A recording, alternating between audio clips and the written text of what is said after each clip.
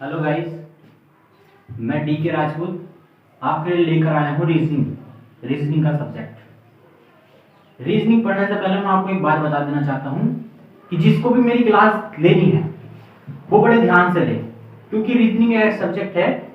अगर इसमें हमने जरा सी भी चूक कर दी तो पूरा क्वेश्चन ही गलत हो जाएगा, आंसर गलत आ जाएगा।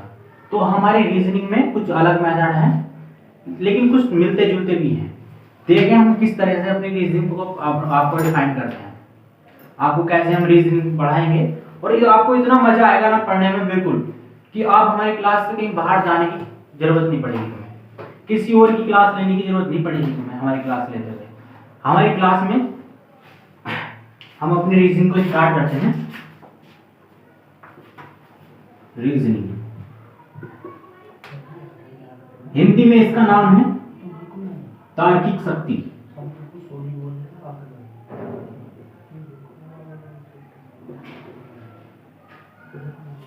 रीजनिंग तार्किक शक्ति। तार्किक का मतलब तो आप समझते ही होंगे, तार्क का मतलब है तर्क, कि हम क्या तर्क लगा सकते हैं कि क्या हो सकता है इसमें। सिर्फ इसी बेस के ऊपर हम रीजनिंग को पढ़ते हैं। तर्क होने चाहिए बस इंसान के पास कि वो क्या क्या तर्क लगा सकता है अपना इसमें। हम अपने रीजनिंग में अपना जो चैप्टर स्टार्ट करने वाले हैं वो होगा न्याय निगमन। एग्जाम में सबसे ज्यादा क्वेश्चन आने वाले चैप्टर है न्याय निगमन। न्याय निगमन एक ऐसा चैप्टर है जो देखने में तो ऐसा लगता है कि वो कथन निष्कर्ष के जैसा है, लेकिन है उसमें बहुत अंतर। अब वो हम अंतर भी देखेंगे कि अंतर क्या क्या होगा। तो हम न्याय निगमन देखते हैं। न्याय निगमन में कथन आते हैं। क्या आते हैं हमें? कथन,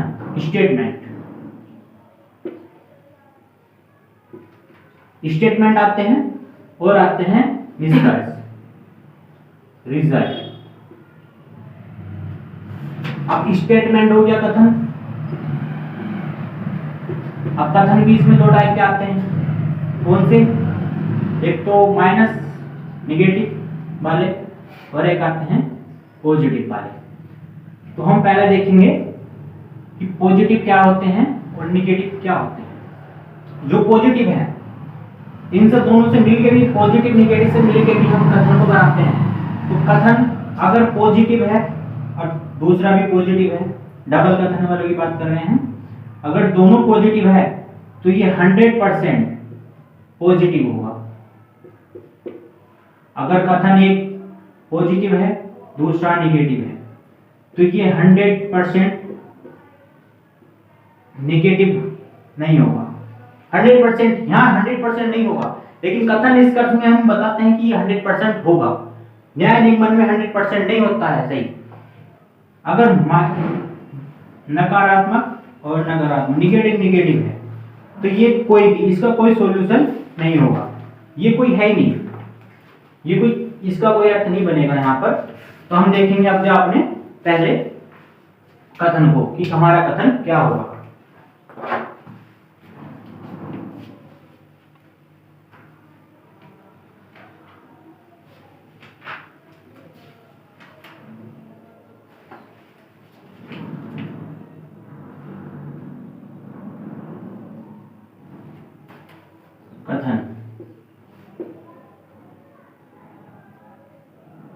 कथन बताने से पहले मैं बता दूं आपको कि कथन किस हिसाब से आते हैं। इसमें सबसे पहले होगा लिखा हुआ सभी या कुछ, कोई नहीं,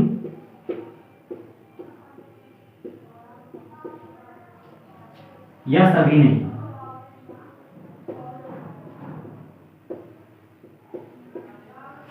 हम इनके बेस पर इनको सोल्व करते हैं। तो देखेंगे पहले कि हमने कथन क्या लिखेंगे। हमारा पहला कथन क्या रहने वाला है हमारे चैप्टर में? सभी सेब अंगूर हैं।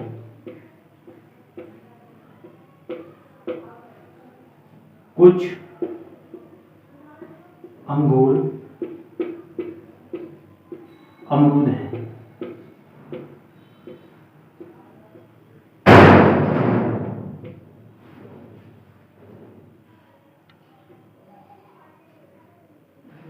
सभी, यहाँ देखिए कथन में सभी की बात हो रही है कि सभी सेब अमरूद हैं, सेब अंगूर है, सभी सेब अंगूर है।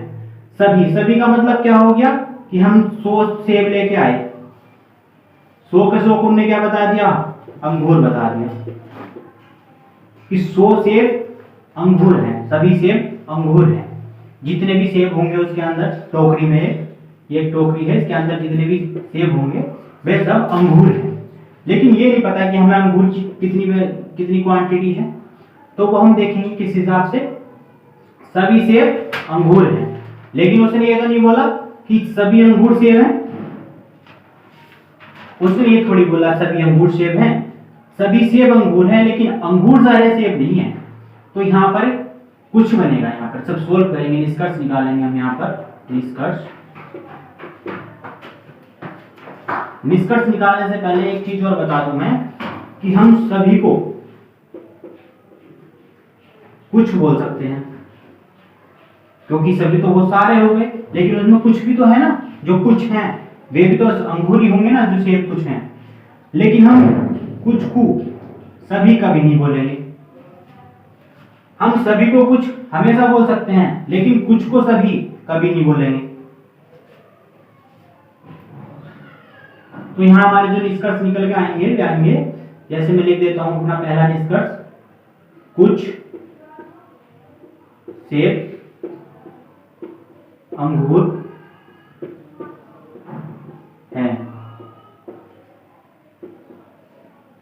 दूसरा, कुछ अमरूद अंगूर हैं।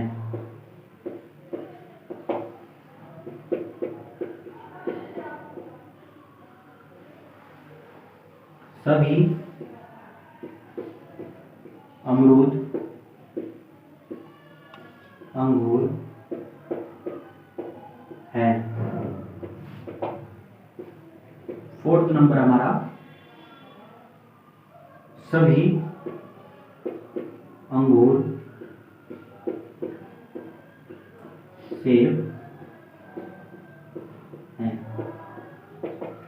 अब मैंने तुमको क्या बोला था कि हम सभी को कुछ बोल सकते हैं, लेकिन कुछ को सभी कभी नहीं बोलेंगे।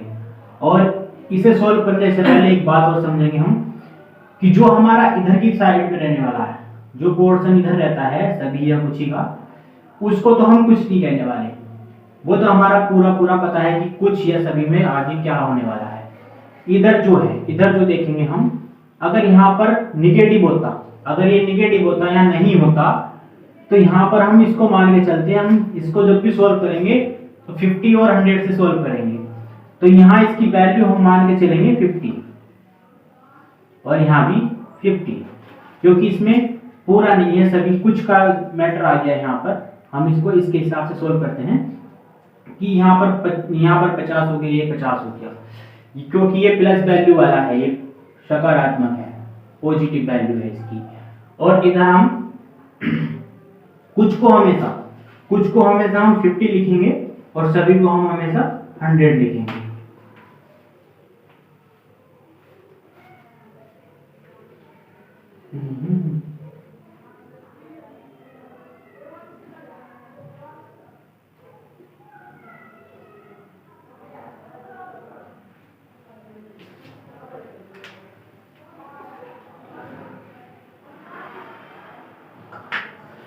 इसको हम सॉल्व करने से पहले देखेंगे कि ये पॉजिटिव वैल्यू है या निगेटिव। तो देखने से ही पता लग रहा है कि पॉजिटिव है, और दूसरे कथन को भी देखने से लग रहा है कि ये पॉजिटिव है। अब हम इसको निष्कर्ष की ओर चलते हैं कि इसके क्या क्या निष्कर्ष दिए हुए हैं। पहला निष्कर्ष है कुछ सेब अंगूर हैं। कुछ सेब, पहले हम इसको चेक करेंगे कि कौन से कथन में से है, पहले से है या दूसरे से है, कौन से कथन में से है।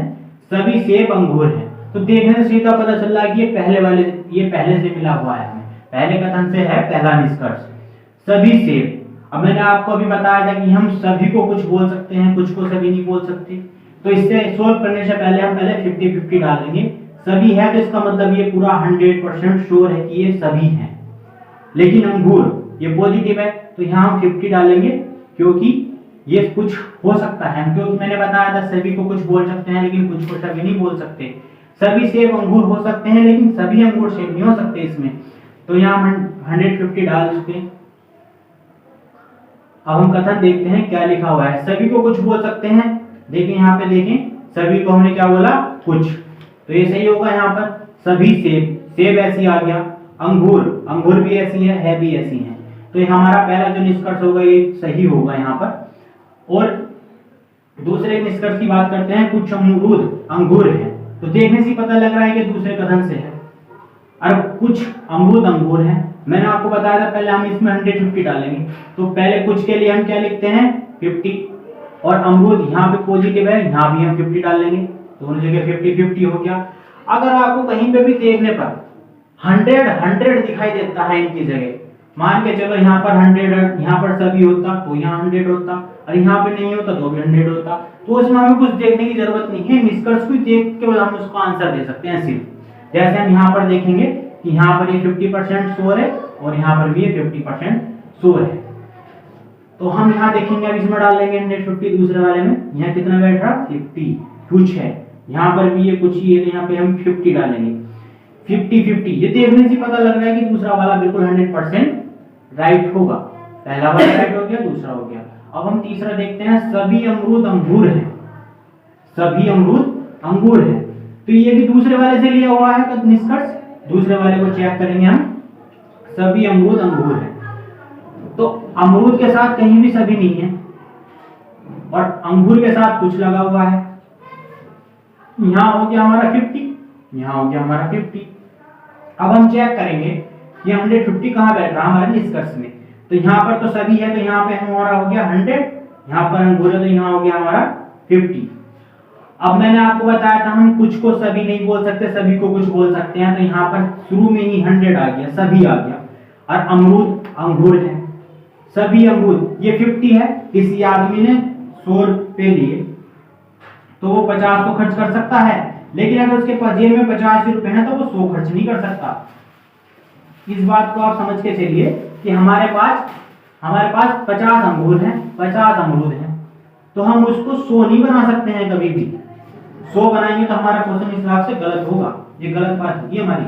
तो ये यहाँ पर 100 है और यहाँ पर ये 50 है, तो देखने से पता लग रहा है कि ये गलत है। पहले तो हमने देख लिया कि ये पॉजिटिव है नहीं है, सभी को देख चेक करना पड़ता है कि पॉजिटिव है या नहीं।